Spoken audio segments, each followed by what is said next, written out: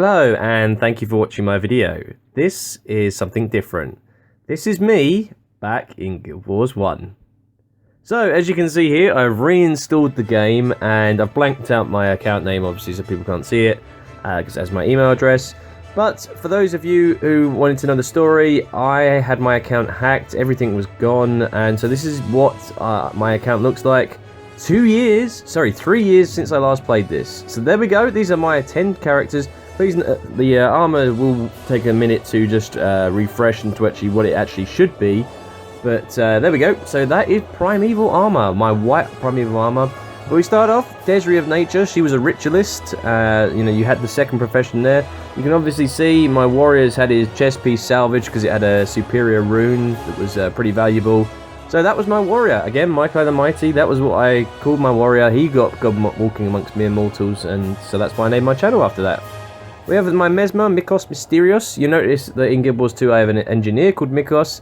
And this was my monk. God, my little mini monk. I didn't really enjoy playing monk, to be fair. We have my ranger that's actually in Guild Wars 2. And obviously this is kind of what I designed for, you know, my ranger in Guild Wars 2. Same with my elementalist. It's a very, very similar look with the blonde pigtails. And that was my main again in Guild Wars 2, in Guild Wars 1. My necromancer, obviously minion masters were pretty big and pretty impressive there. That's why my minion master is called Minion Master Mikei. And we had then the thief, or sorry, this is the assassin, which was the thief in Guild Wars 2. And then we had the paragon. Unfortunately, all our armor's been stripped, so she's pretty nude. And we had my dervish, which I didn't really play too much, to be honest.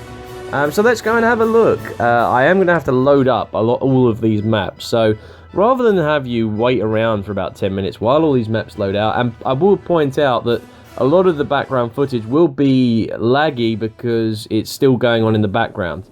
So here we go. Look at all of this is loaded up, and I mean, look at the UI. The UI, you can move around. We've got our inventory bags, which, you know, I was still getting a bit like, whoa, this is very different to Guild Wars 2. We've got our 8 skills at the bottom of the toolbar. We've got our party formations. We've got parties. You know, we didn't have that. We've got our mini-map in the top right rather than bottom right. So there we go. This is the, you know, the fact we can move our party thing around rather than being in the top left. This is the UI that can move around.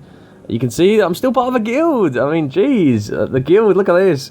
This is my guild from Guild Wars 1. God, I don't... Some of these haven't been on for 3 years or 2 years.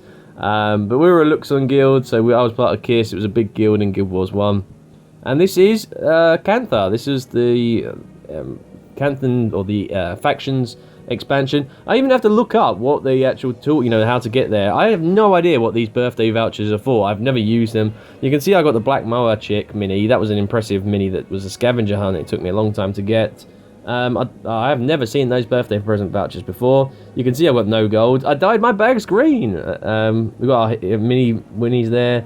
And this is my other armor, my other weapons. That armor was the very first armor I had until I actually got the Primeval armor. So you can see I've got a green staff. That was the top staff that you could actually get, top stats. You can actually select yourself as well. That was how cool it was. You can see Ellie Monk, level 20. Oh my god, look, like the actual the attributes. Jeez, you could go up to 16 if you had runes. So it was like 12 was the limit. So yeah, I was energy storage, all about the energy storage. And then all these skills, God, the Azuran title tracks, all these Azuran skills, Pain Inverter we got now. You know, that was a terrific skill in Guild Wars 1, really could do a lot of damage. Savannah Heat, God, don't have that in Guild Wars 1. Guild Wars 2, sorry. Then we've got all the Dwarven skills and the Ebon Vanguard, the Friend of the Luxons, the Lightbringer, the Norntide different skills, the Sunspare title track skills. My god, there were so many skills in Guild Wars 1. It was unbelievable. I mean, these are just like, they're not even the basic skills. Look how many fire skills you've got, and you're only allowed to pick 8 skills. That is how insane the amount of skills there were. How they actually managed to keep the PvP balanced, I have no idea. I never played PvP in Guild Wars 1, so I wouldn't know. We've got quests. These are the quest logs. You know, like you have hearts in Guild Wars 2. This is what we actually had in Guild Wars 1. I'm going to go back and do this. We got Malinx the Unyielding. I am going to go and do this. You can see here, this is my guild message that we popped up. We're currently playing on a particular guild server in Guild Wars 2. I'm not actually part of that server. We've got the inventory bag. So again, we've got a big, massive... We have a much cleaner view in Guild Wars 2. But look, we got people in Guild Wars 1 playing, and this is in the Kaining City. It's busy. Well, not as busy as it was, but you've still got a lot of people in there. You can see from the minimap. Also, what's weird is it's point and click. I was like, oh, okay, and then I'll try and jump, and it'll be like, oh, you can't jump. And it's like clicked to everything. And we've even got hard mode. God, hard mode in Guild Wars 1. What an epic of like addition that was. And we've got my Zenlight chest. This is all storage. God, look at all these Halloween and tricks and, you know, sort of consumables. Got war supplies, Medal of Honor, tomes for the elite skills. And these are all the runes. Pretty useless ones these were as well. We've got weapons. Some green weapons that were top end ones and some gold ones that were pretty nice as well.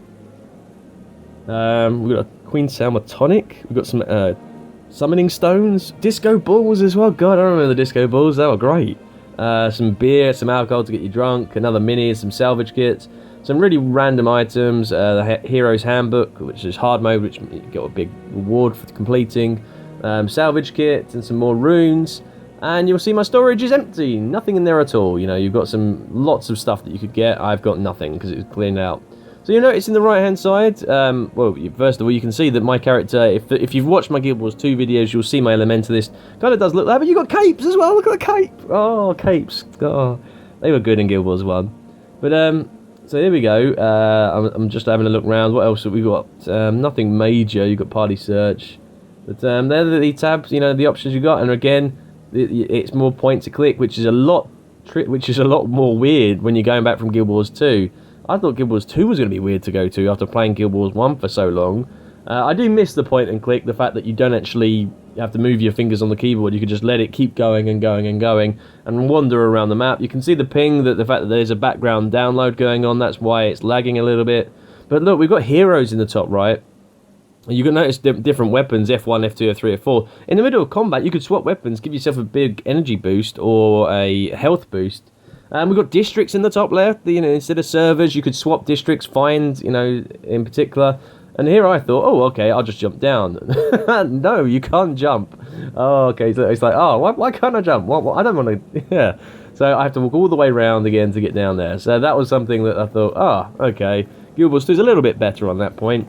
But all the heroes we've got on the right-hand side, you've got henchmen as well. And look what we've got here. This is in Cantha. We've got some henchmen. And, oh, look, we have a Tengu. Look at that Tengu. God, it'd be fun to play them one day, won't it?